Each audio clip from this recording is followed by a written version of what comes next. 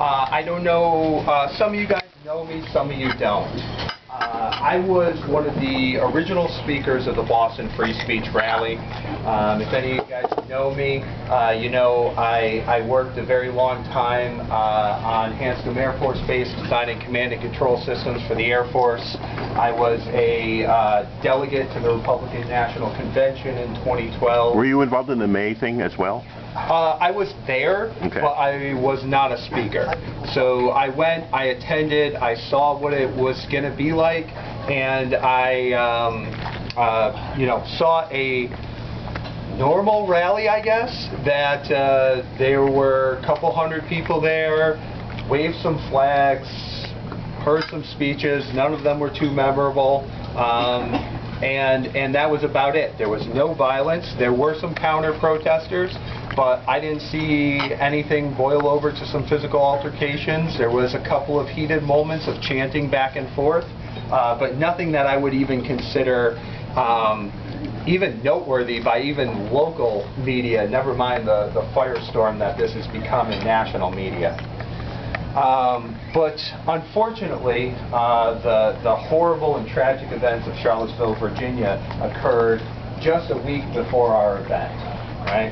And what this did was this unleashed a bit of a firestorm that, before I even knew what was happening, had me in a maelstrom of hatred and vitriol on a national stage.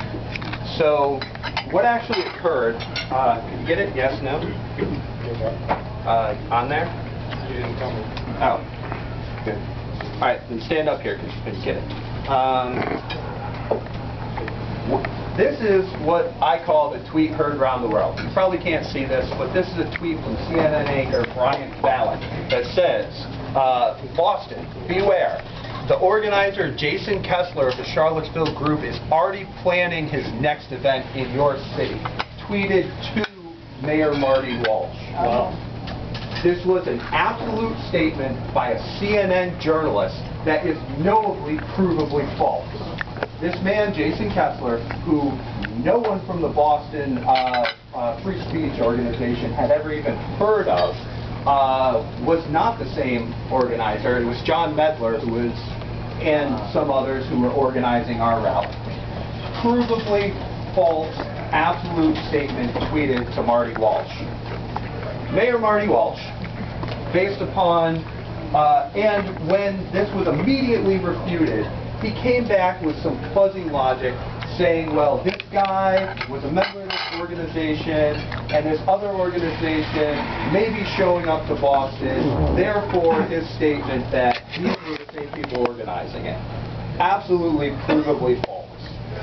Now, Mayor Marty Walsh, based upon nothing more, and I'm going to apologize for my lack of preparedness. And at next week's plan, Boston Free Speech on the common. Subgroup is supposed to be doing a march in Boston next weekend. No one's pulled permits. Our police tell you they're doing information gathering right now to see who they are. I mean, we don't need this type of hate, so my message is clear to this group. We don't want you in Boston. We don't want you in Boston Commons. We don't want you spewing the hate that we saw yesterday and the loss of life. We don't want you spewing that hate and that loss of life. Calling us hate groups. Calling us murderers, saying that we had not had a permit, and that their crack team of investigators was on this, figuring out who these people are. Well, apparently the crack team didn't decide to go to Twitter, and apparently they didn't decide to go to the Parks and Rec department and actually look at the phone number of the organizer on the permit, which we had. But he was told to say that, correct? The mouthpiece. I don't know what he was told, but whatever it was, he was wrong, and we have a mayor who's making decisions on a level of proof that I would not accept my daughter in high school getting into an argument with, and yet the mayor of this city sent an entire city, state, and nation into a tizzy with no factual evidence. Wow. I have a question. Yeah. Did you expect this at all? Were you expected to have a clean path right to a wonderful, peaceful rally? I would think with everything going on, you should have expected something.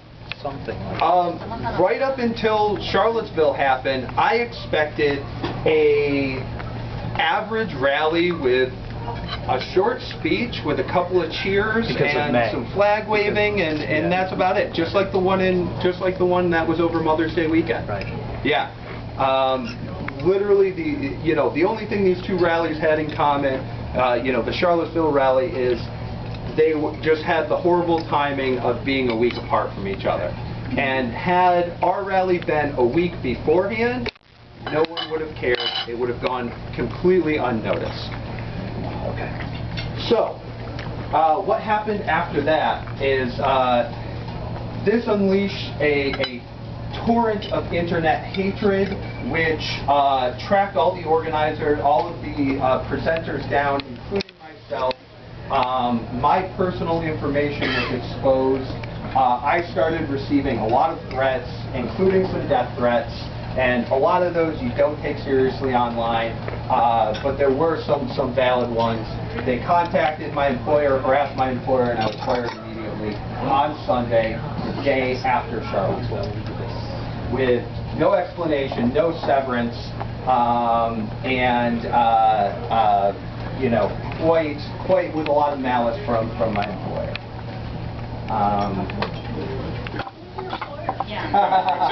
So here's the interesting thing. Immediately afterwards, I was saying that I didn't want to disclose my employer because I wasn't going to add to the hatred and the vitriol that was going back and forth. And the funny part was they ended up finding out that it was a company called Cantina Consulting in Boston, which is a software consulting company. And how everyone found out was these guys were going to them on Twitter, getting the reports that I had been fired, and then tweeting it back at me, saying, haha, I got you fired, and putting that all over the place as, holding up my scalp, saying, look what we did. So I was willing to not disclose my employer, but it was actually kind of their tactics that ended up disclosing who my former employer was. From there on, it gets a little bit crazy.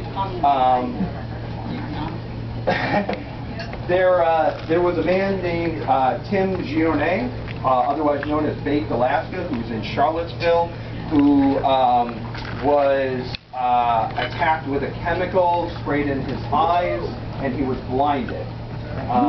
At the time we heard these reports, we didn't know if he was going to be permanently blinded or what. Luckily now we know that after a long stay in the hospital, he is getting most of his vision back, but he will very likely have permanent blindness. So I don't take Die Nazi Scum as a death threat online. However, we blinded this guy, and we're going to do the same thing to the speakers at the free speech rally. Is something that you have to take a little bit more seriously. And when people disclose my home address and say we're going to come visit you, not too seriously, but it gets a little bit more serious. Yeah, I mean, if there's anything I've learned from this is just, I got called a Nazi, I got called all sorts of horrible, terrible things. People made stuff up about me. All for having a different opinion than Democrats, that's all at the end of the day. That's what it is, so that should be called out as well. Yeah. But you're clearly not.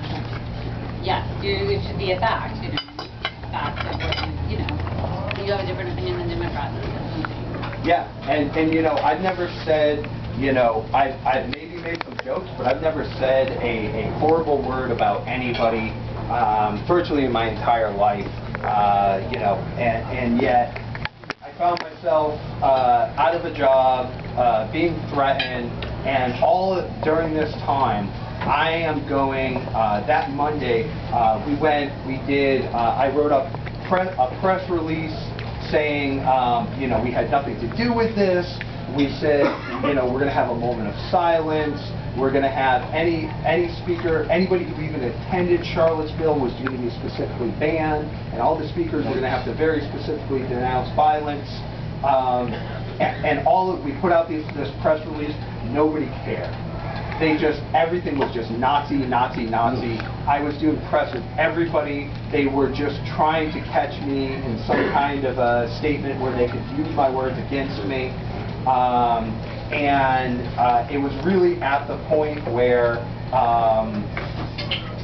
a lot of our protection, the organizers were calling up the police on that Monday, and they were giving the organizers the runaround. They were literally transferring them to different departments, not answering their questions. Then they called back up and said they were counter-protesters, and they got right through. So, I mean, this was a clear signal that, and the 3%ers were given a stand-down order, so they were told not, and they were our primary protection the first time. So we had no protection. The police were giving us a runaround. It looked like the biggest setup in the world. That's what I saw from the live stream, that basically they actually, if you watch the live stream from people who were like, it actually was probably anti-Bob people who were like doing the live stream. It's like basically the police made sure that all of the people there for the free speech rally were escorted through and had to like walk through all of the anti-Bob people and get attacked, and they have weapons, and they took all your weapons away. And the anti-Bob footage actually showed that, which was amazing. Yeah, and so and then you guys got attacked, and like the woman with the American flag and had the flag got dragged for quite a while. Oh yeah, because let's fast forward to that craziness. There's a whole set in between, but I can't. Okay. Like, I have a documentarian who recorded this, so I could get some proof against my slander, and he was actually a really progressive liberal guy, but I had no other choice. I needed to go on record, and he ended up getting mistakenly added to the list of speakers at the free speech rally, and he ended up getting called both a Nazi from the left and getting actual Nazi death threats from the right. So he was kind of like literally in my place 24 hours after he was talking to me. He was in the same exact place. As far as let's fast forward to the free speech rally itself. One of what they won't tell you is the original lineup included Dr. Shiva